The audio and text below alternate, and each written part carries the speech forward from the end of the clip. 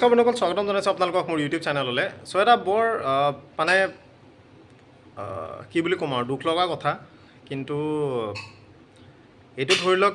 দুখ লগা বুলি ক'বলৈ গ'লেও এনেকুৱা ধৰণৰ কথা হয় যে এইবিলাক জানি বুজি কৰা কথা। আৰু এই বস্তুবিলাক লৈ পেলাই বাৰে বাৰে ধৰি লওক, আজি মই অসমৰ ক্ষেত্ৰত মই কৈছোঁ যে বাৰে বাৰে ধৰি লওক বস্তুবিলাক সোঁৱৰাই থাকোঁ যে কি বস্তু কৰিলে আপোনালোকৰ প্ৰব্লেম হ'ব, কি বস্তু কৰিলে আপোনালোক ভালদৰে চলিব পাৰিব, বা কেনেকুৱা ধৰণৰ কাম আপোনালোকে কৰিব নালাগে বা কৰিব লাগে, তেনেকুৱা ধৰণৰ বস্তুবিলাক দেখুৱাই থাকোঁ। কিন্তু সেইবিলাক বস্তু আপোনালোকে মানে নামানে সেইটো পিছৰ কথা। আজি এনেকুৱা এটা ধৰণৰ মানে কথা হ'ল, যিটো কথা মানে দেখি পেলাই ধৰি লওক বেয়া লাগিছে, কিন্তু বেয়া লাগিলেও মানে কৰিব পৰা ইয়াৰ মাজত একো নাই। কাৰণ ইলিগেল যদি আপোনালোকে কৰে, ইলিগেল কাম এটাত ধৰি লওক পস্তাবতো পিছত লাগিবই। এডিআৰি সময়তো মই কৈছিলোঁ যে গ্ৰেড 4ৰ যিখিনি চাকৰি আছে, গ্ৰেড 4ৰ চাকৰিখিনিৰ ক্ষেত্ৰত যিসকল গ্ৰেজুৱেট হয়, গ্ৰেজুৱেট লোকসকলে আবেদন কৰিব নোৱাৰে। কাৰণ মেক্সিমাম যিটো এডুকেশ্যনেল কোৱালিফিকেশ্যনৰ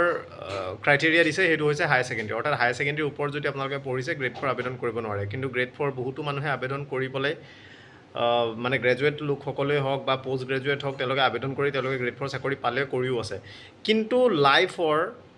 বা আপোনালোকৰ চাকৰি কালৰ কোনোবা এটা পৰ্যায়ত যদি এই বস্তুটো মানে উপস্থাপন হ'ল যে আপোনালোকে চাকৰি সময়ত আপোনালোকে মিছলিড কৰি পেলাই, আপোনালোকে ফেক কথা কৈ পেলাই হায়াৰ ছেকেণ্ডেৰীৰ যিটো মেক্সিমাম কোৱালিফিকেশ্যন দিছিলে, কিন্তু আপোনালোকে গ্ৰেজুৱেট বা পষ্ট গ্ৰেজুৱেট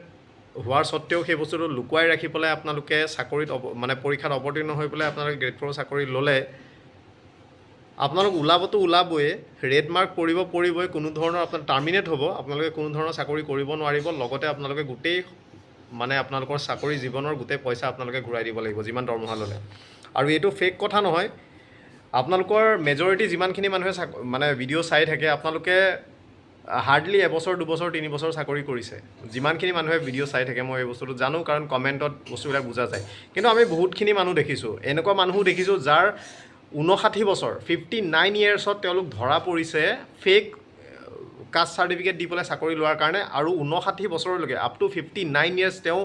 গোটেই চাকৰি জীৱন যিমান দৰমহা তেওঁ ল'লে, সেই গোটেইখিনি তেওঁ ঘূৰাই দিব লগা অৱস্থা। এনেকুৱা মানুহো মই পাইছোঁ। মানে মোৰ লাইফ টাইমত মই এনেকুৱা মানুহো পাইছোঁ যোনে 59 ইয়াৰ্ছত তেওঁ গোটেই পইচা ঘূৰাই দিব লগা হৈছে তেওঁৰ ফেক চাৰ্টিফিকেটৰ কাৰণে। চ' এনেকুৱা ধৰণৰ বস্তুবিলাক নকৰিব। আজি বহুতে উস্তাদি মাৰি কমেণ্ট দি থাকে বা কিবা কৰি থাকে, মই সেইবিলাক কথাত মই ক'বলৈ নাযাওঁ। মই জাষ্ট এক কথা মই কওঁ যে আপোনালোকে ৰাইটত থাকিব, ৰাইটত থাকিলে কোনো দিনে আপোনালোকৰ কোনো সমস্যা নহয়। চ' আজি কলকাতাত যি বস্তুটো হ'ল যে 2016 চনৰ যিখিনি শিক্ষক নিযুক্তি হৈছিলে, টিচাৰ এপইণ্টমেণ্ট যিখিনি হৈছিলে, তাৰে 24,000 টিচাৰৰ এপইণ্টমেণ্ট তেওঁলোকে ইলিগেল তেওঁলোকে আখ্যা দিলে। কলকাতা হাইকোৰ্টে ইলিগেল বুলি তেওঁলোকে মানে ৰায়দান কৰিছে, তেওঁলোকে জাজমেণ্ট দিছে। আৰু এই যিখিনি 24,000 যিখিনি টিচাৰ্ছ আছে,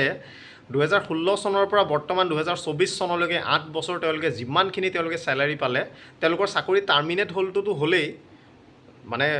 হাইকোৰ্টৰ যি অৰ্ডাৰ আহিছে সেই অৰ্ডাৰ মতে তেওঁলোকৰ চাকৰি টাৰ্মিনেট হ'লটো হ'লেই। টাৰ্মিনেট হোৱা মানে তেওঁলোকে আগন্তুক দিনত ষ্টেট গভৰ্ণমেণ্ট হওক, চেণ্ট্ৰেল গভৰ্ণমেণ্ট হওক, PSUৰ হওক, কোনো ধৰণৰ কোনো চাকৰিত তেওঁলোকে আবেদন কৰিব নোৱাৰেতো নোৱাৰেই। লগতে এই 8 বছৰে তেওঁলোকে যিমানখিনি চেলাৰী পালে, সেই গোটেই চেলাৰী তেওঁলোকে 8 বছৰৰ চেলাৰী তেওঁলোকে ঘূৰাই দিব লাগিব। আপোনালোকে গড়ে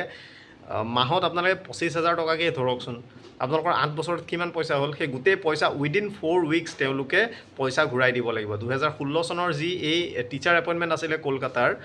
ৱেষ্ট বেংগলৰ, তাতে 23 লাখ মানে মানুহে আবেদন কৰিছিলে, তাৰ ভিতৰত 24,000 এপইণ্টমেণ্ট হৈছিলে। আৰু এই যি 24,000 এপইণ্টমেণ্ট হৈছিলে, গোটেই এপইণ্টমেণ্টটোকেই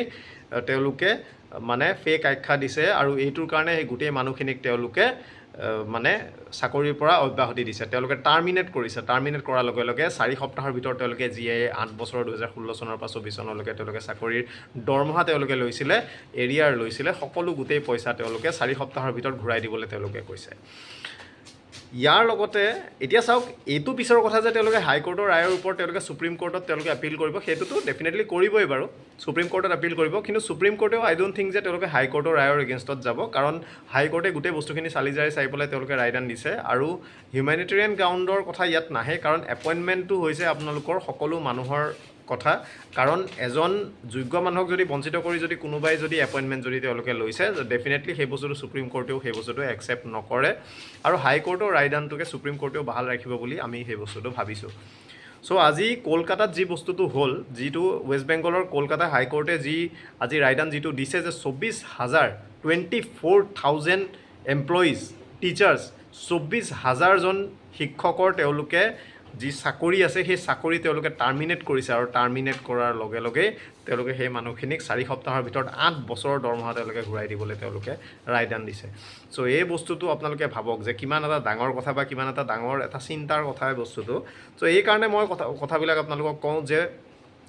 এইবাৰো এডিআৰিত বহুতে ডুপ্লিকেট কৰি পেলাই তেনেকুৱা ধৰণে বস্তুবিলাক আছে এই বস্তুবিলাক নকৰিব কোনোবা পৰ্যায়ত যদি কেতিয়াবা যদি কেনেবাকৈ যদি সেই বস্তুবিলাক ধৰা পৰিলে বা কোনোবাই যদি আপোনালোকৰ এগেইনষ্টত যদি কেতিয়াবা কমপ্লেইন দিলে আপোনালোকৰ যদি এই বস্তু ধৰা পৰিল যে আপুনি গ্ৰেজুৱেট বা পষ্ট গ্ৰেজুৱেট আপোনালোকে হয় গ্ৰেড 4ত যদি আপোনালোকে গ্ৰেড 3ৰ কথা ইমানকৈ নাই গ্ৰেড 3 বস্তুখিনিতো বাৰু নৰ্মেলি চলি যায় কিন্তু গ্ৰেড 4ত বহুত মানুহে ডুপ্লিকেচি কৰিছে বয়সৰ ক্ষেত্ৰতে হওক কোৱালিফিকেশ্যনৰ ক্ষেত্ৰতে হওক বহুত মানুহে ডুপ্লিকেট কৰিছে আৰু এই ডুপ্লিকেচি কৰি পেলাই যদি আপোনালোকে চাকৰি লৈছে কিন্তু তৰোৱাল এখন আপোনালোকৰ মূৰৰ ওপৰত গোটেই চাকৰি জীৱনকাল আপোনালোকৰ মানে এনেকৈ ওলমি থাকিব চ' কোনদিনা আপোনালোকৰ মানে এই বস্তুটো কাটা যায় সেই বস্তুটো আপোনালোকে গম নাপাব চ' এনেকুৱা ধৰণৰ ডুপ্লিকেট কৰি পেলাই চাকৰি হেৰিবিলাক নকৰিব মই ইয়াৰ যোৱা বছৰৰ এডিআৰি 1তো মই কথাটো কৈছোঁ আৰু এই এডিআৰি 2ৰ পৰীক্ষা হোৱাৰ আগে আগে মই এই পুনৰবাৰ এই কথাটো কৈছোঁ যে এনেকুৱা ধৰণৰ বস্তুবিলাক নকৰিব আজি কলকাতাত যি বস্তুটো হৈছে সেই বস্তুটো মই নিবিচাৰোঁ যে অসমতো সেই বস্তুটো হওক চ' এই বস্তুবিলাক আপোনালোকে মন দি ভালদৰে চাই চিতি চলিব চ' বেয়া লাগিছে আজি কলকাতাৰ যি বস্তুটো হ'ল ৱেষ্ট বেংগলৰ যিখিনি শিক্ষকৰ আজি 24,000 শিক্ষকৰ এনেকুৱা ধৰণৰ বস্তু দিছে তেওঁলোকৰ যিটো অনিশ্চয়তা তেওঁলোকৰ মানে লাইফত যি বস্তুটো আহিছে সেই বস্তুটো নিবিচাৰোঁ যে অসমতো সেই তেনেকুৱা ধৰণৰ এটা কথা হওক কিন্তু কি কৰিব আজি আপোনালোকে নিজেই জানে যে আপোনালোকৰ ঘৰৰ ওচৰে পাঁজৰে আপোনালোকে এনেকুৱা মানুহ দেখিব যোনে এনেকুৱা ডুপ্লিকেচি কৰি পেলাই চাকৰি লৈ আছে কিন্তু সেয়া আৰু কি কৰিব উপায় নাই চ' মই পুনৰবাৰ মই কথাবিলাক কওঁ যে আপোনালোকে এনেকুৱা ধৰণৰ ডুপ্লিকেচি কৰি পেলাই চাকৰি লোৱাৰ আপোনালোকে ধান্দা নকৰিব কাৰণ এনেকুৱা ধৰণৰ কাম কৰি যদি আপোনালোকে চাকৰি লয় পাছৰ পৰ্যায়ত কিন্তু এনেকুৱা যি আজি কলকাতা হাইকোৰ্টৰ যিটো আমি ৰায়দান দেখিলোঁ এনেকুৱা ধৰণৰ যদি কেতিয়াবা গুৱাহাটী উচ্চ ন্যায়ালয়ে যদি ৰায়দান দিবলৈ যায় আপোনালোকৰ লাইফবিলাক কিন্তু বৰবাদ হ'ব চ' এই বস্তুবিলাক আপোনালোকে চালি জাৰি চাই পেলাই কামবিলাক কৰিব